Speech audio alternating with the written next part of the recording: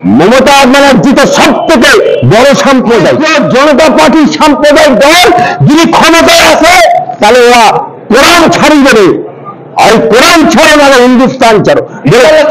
জনতা party NDA সরকার bill pass করবে, ওরা করতে দিচ্ছি না, করবে না, হয়ে হয়ে করে চেলাবে, দিয়ে ওদের তারা ঝুঁকিতে নিয়ে আছে।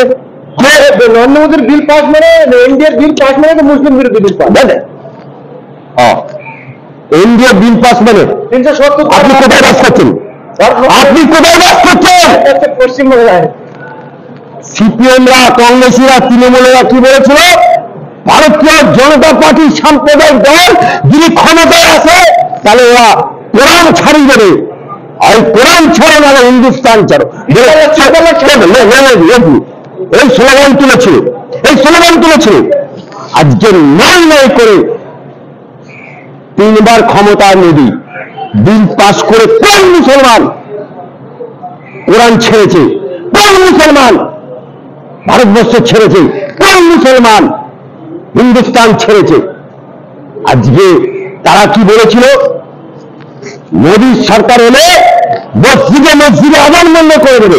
আমার এই হাইকোর্টে মসজিদ আছে, আজান আজান হচ্ছে। আজকে শুনুন, উত্তরপ্রদেশে রাস্তা করার জন্য 121টা মন্দির ভাঙা হয়েছে, 22টা মসজিদ ভাঙা হয়েছে। তার মন্দিরগুলো তো ভাঙা হয়েছে, তাহলে তখন তুমি বলছো খালি মসজিদের কথা। আর একটা কথা, আপনি যে বারবার যে সাম্প্রদায়িক কথা বলছেন, মমতা ব্যানার্জি তো সব থেকে বড় সাম্প্রদায়িক। যদি বলে কেন? আজকে 8টা 10টা এমপি ছিল বামফ্রন্টের আমলে, আজকে সেটা তো 4টে না নিয়ে এসছে। এরপরে পরে দেখবেন 2টো হয়নি, এরপরে দেখবেন। আর ভারতবর্ষে 542টার মধ্যে একটা সাংসদে জিততে পারেনি মুসলিম, বা দেওয়া হয়নি। আপনি ইন্তেজার করুন, এটা নিয়ে সংঘ পরিবার ভারতীয় জনতা পার্টি মন্থনে বসেছে। আগামী দিনে ভারতবর্ষের বুকে কেন্দ্রীয় মন্ত্রী দেখতে পাবেন।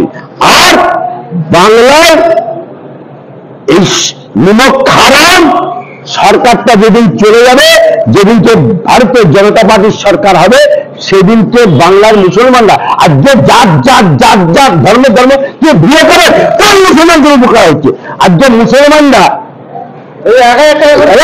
1000 টাকা করে লক্ষ্মীর ভান্ডার বিহুরা পাচ্ছে, আর মুসলমানরা মমতা ব্যানার্জির আমলে লুটেরা হয়েছে, মমতা ব্যানার্জির আমলে বিল্লা হয়েছে, মমতা ব্যানার্জির আমলে মস্তান হয়েছে।